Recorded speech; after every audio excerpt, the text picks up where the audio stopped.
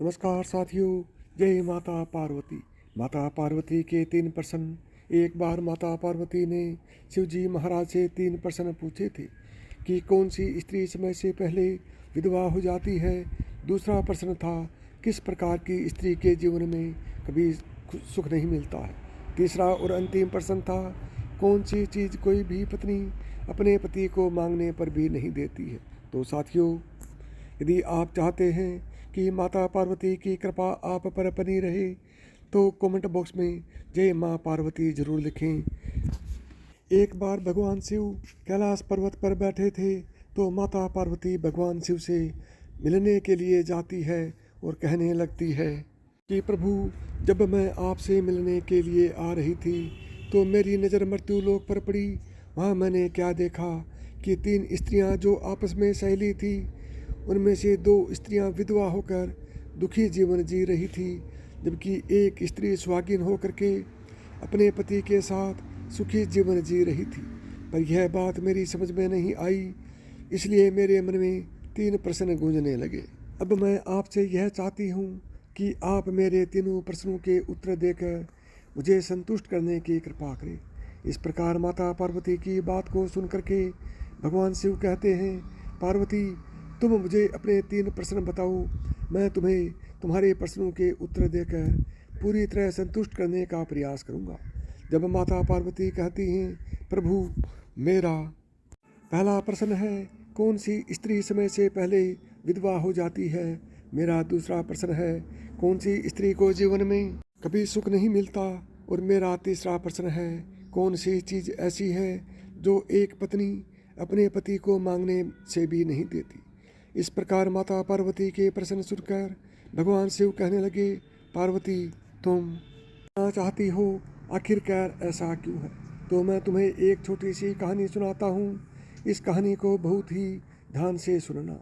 आधी अधूरी कहानी सुनने वालों को आधा अधूरा ही ज्ञान प्राप्त होता है, जो जीवन में कभी काम नहीं आता, क्योंकि तुम्हारे तीनों प्रश्नों के उत्तर इस छोटी सी कहानी में समाये हुए हैं। इस कहानी को यदि तुमने ध्यान से सुना तो तुम्हारे तीनों प्रश्नों के उत्तर तुम्हें अवश्य मिलेंगे और तुम्हें संतुष्टि प्राप्त होगी। माता पार्वती कहती हैं, प्रभु, मैं आपकी बात से सहमत हूँ, आप कहानी शुरू करें। मैं कहानी को पूरे मन से सुनूंगी और जब तक आप कहानी बोलेंगे तब तक मेरा मन किसी दूसरे स्थान पर नहीं जाएगा।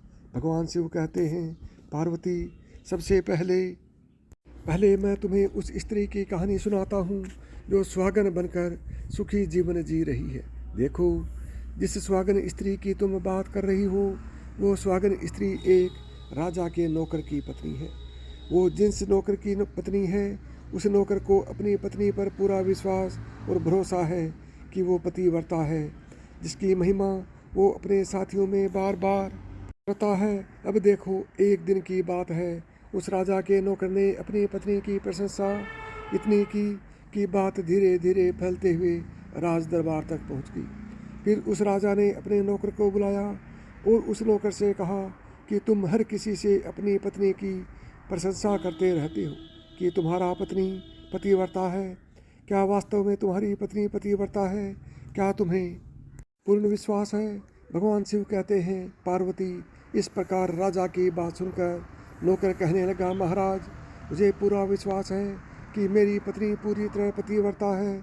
अब उसी समय पर राजा का महामंत्री कहने लगता है, यदि मैं तेरी पत्नी का पतिव्रत धर्म खंडित कर दूं तो मुझे क्या सज़ा मिलनी चाहिए। तो नौकर ने कहा, यदि आप मेरी पत्नी का पतिव्रता धर्म खंडित कर देते हो तो महाराज मुझे फांसी लगा देना। तो राजा का नौकर भी मंत्री से कहता है, महाराज, अगर यह मेरी पत्नी का पतिव्रता धर्म खंडित नहीं कर पाए तो इनको क्या सज़ा मिलनी चाहिए। तो राजा ने कहा, मंत्री को भी फांसी की सज़ा दी जाएगी। भगवान शिव कहते हैं, पार्वती, इस प्रकार मंत्री ने स्वीकार कर लिया और नौकर से पूछा कि क्या वस्तु लाऊं जिससे तू माने कि मैं तेरी पत्नी का धर्म खंडित करने में सफल हुआ। तो नौकर ने कहा, मंत्री, यदि तुम मेरे घर जाकर मेरे विवाह के समय पर मुझे एक पटका मिला था और एक कटार मिली थी, जो दूल्हे को देते हैं वो मेरी पत्नी ने बहुत ही संभाल के रखी है, जो सुहाग की निशानी मानी जाती है। यदि पटका और कटार लाकर तो मुझे दिखा दे तो मैं मान जाऊंगा कि मेरी पत्नी का धर्म तूने पूरी तरह नष्ट कर दिया है। अब भगवान शिव कहते हैं, पार्वती, शर्त स्वीकार हो जाने के बाद में वो मंत्री शहर में जाता है और एक दूती से जाकर मिलता है। वो दूती एक दूसरे से भिड़ने का काम करते थी और जो काम कोई नहीं करता था उस काम को करने में वह सक्षम थी। फिर इस प्रकार उस मंत्री ने उस दूती को अपने स्वार्थ के लिए बुलाया और दूती से कहा, देखो, इस नाम का एक व्यक्ति है, उससे मेरी शर्त लगी है। और फिर उसने उस शर्त के बारे में उस दूती को सारा कुछ बता दिया। फिर वो उस दूती से कहने लगा कि तू से भी करके उस स्त्री से मेरा संपर्क करवा दे। तुझे जितना धन चाहिए मैं उतना धन दूंगा। भगवान शिव कहते हैं, पार्वती, इस प्रकार मंत्री की बात सुनकर दूती कहने लगी, भाई, तू उस औरत के बारे में बात मत कर। वह औरत पूरी तरह से पतिव्रता है। वो तेरी ओर देखेगी भी नहीं, तेरी शक्ल भी नहीं देखेगी, और उसके परिवार वाले भी खूंखार हैं, तेरी खाल उतार लेंगे।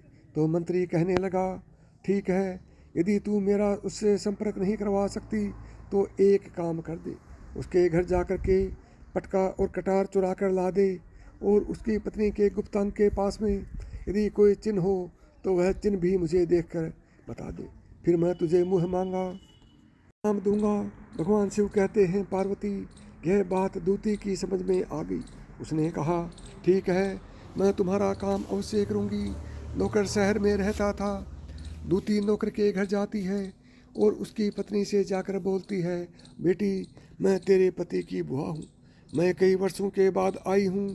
तो उस स्त्री ने कहा, आओ बुआ जी, मैंने आपको पहले कभी नहीं देखा, इसलिए पहचान नहीं पाई। और इस प्रकार उस दूती को उस नौकर की पतिव्रता स्त्री ने बहुत बड़ा सम्मान दिया, मगर उसे क्या मालूम था कि यह उसके साथ में छल करने आई है। अब भगवान शिव कहते हैं, पार्वती, इस प्रकार वह दूती उस पतिव्रता स्त्री के साथ में 2 दिन तक रुकी। जिस समय स्त्री स्नान करने लगी तो दूती उठकर उस पतिव्रता स्त्री की कमर मलने लगी। उस पतिव्रता स्त्री ने बहुत मना किया, फिर भी वो दूती नहीं मानी और कहने लगी, मुझे तो बेटी से भी प्यारी लगती हो, तुम मना मत करो। काफ़ी दिनों के बाद मेरी तुम्हारी मुलाकात पहली बार हुई है। अब ऐसा कहकर वो दूती पर हाथ फेरने लगी। फिर आँखों को धोने के बहाने से उस दूती ने उस पतिव्रता स्त्री की आंखों में पानी मार दिया और उस स्त्री की आंखें बंद हो गई। इस प्रकार गुप्तांग के पास जंगा पर उस स्त्री को एक तिल था जो उस दूती ने देख लिया। बस उसका काम बन गया। उधर स्नान करने के बाद जब वो पतिव्रता स्त्री रसोई में खाना बनाने गई तो दूती को मौका मिल गया और उसने पटका और कटार उस नौकर के घर से चुरा लिए और वहाँ से चुपके से भाग गई।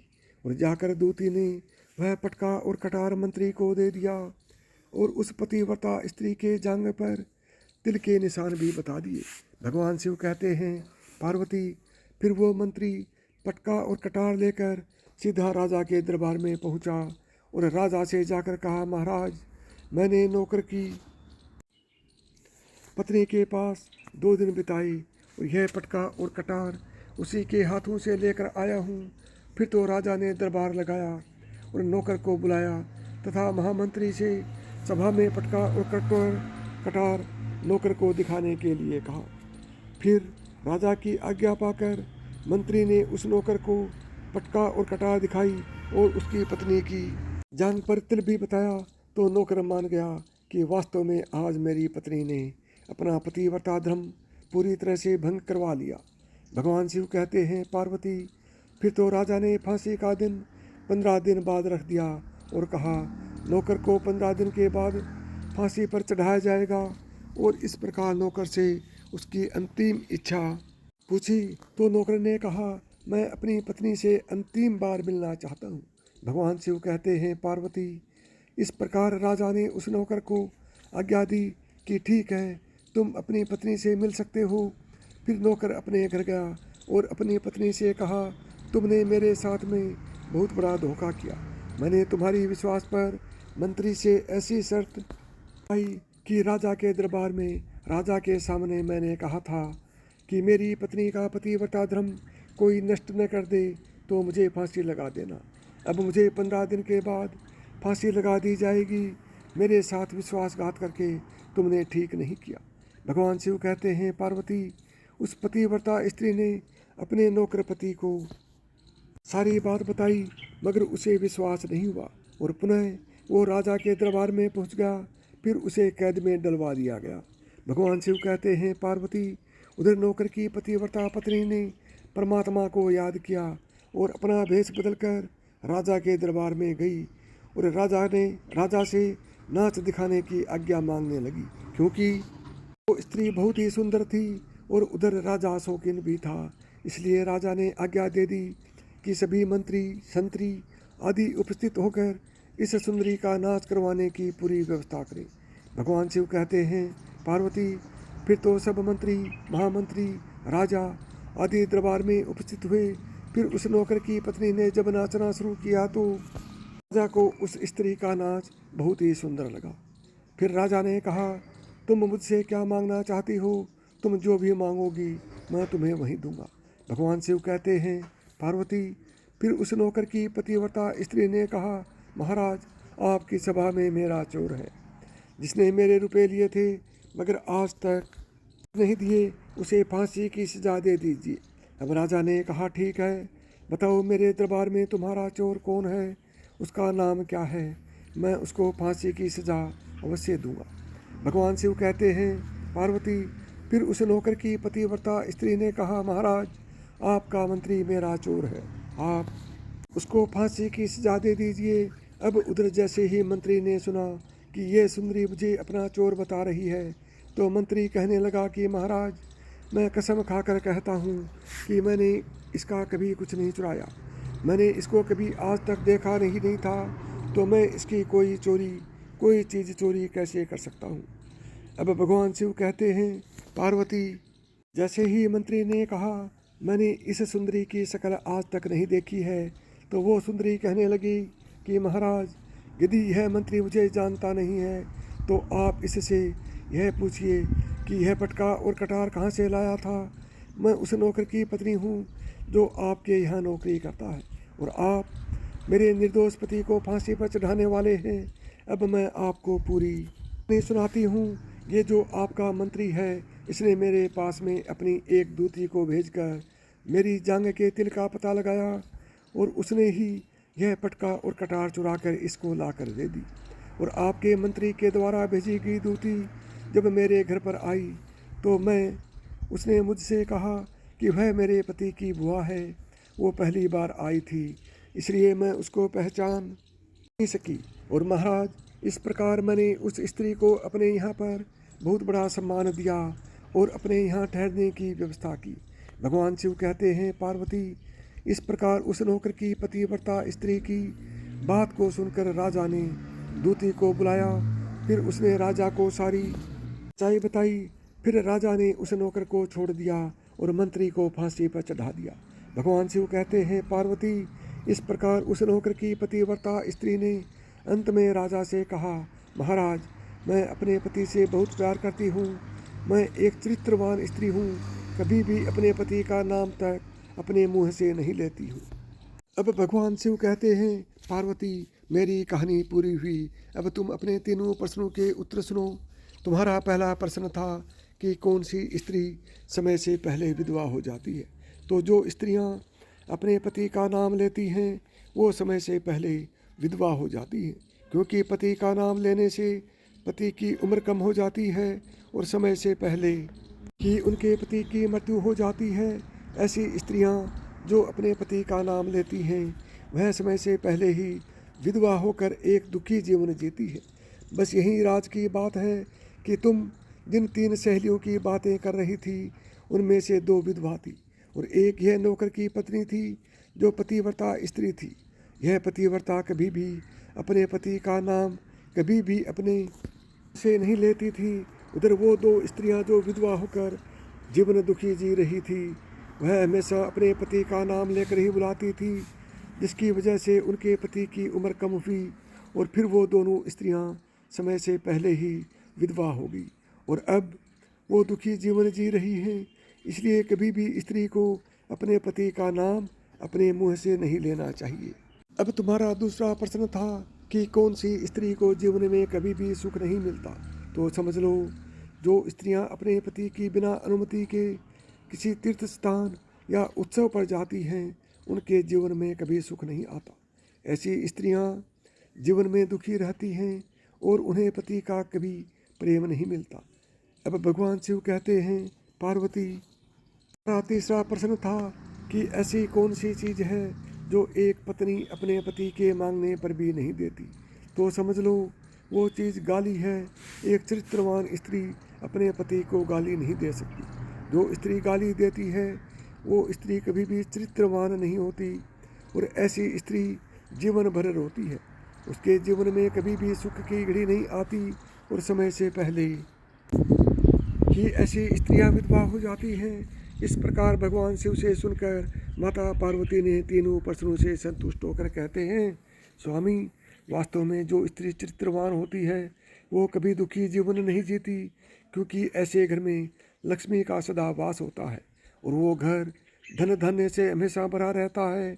ऐसी स्त्रियां हमेशा घर को स्वर्ग बना देती हैं। तो साथियों, मेरी बताई हुई बातें आपको अच्छी लगी हों तो वीडियो को लाइक और शेयर ज़रूर करें। साथ ही कमेंट बॉक्स में जय माता पार्वती भी लिखें और चैनल को सब्सक्राइब करें, ऑल बटन का दबाएं, ताकि मेरे आने वाले प्रत्येक वीडियो का नोटिफिकेशन आपको सबसे पहले मिले।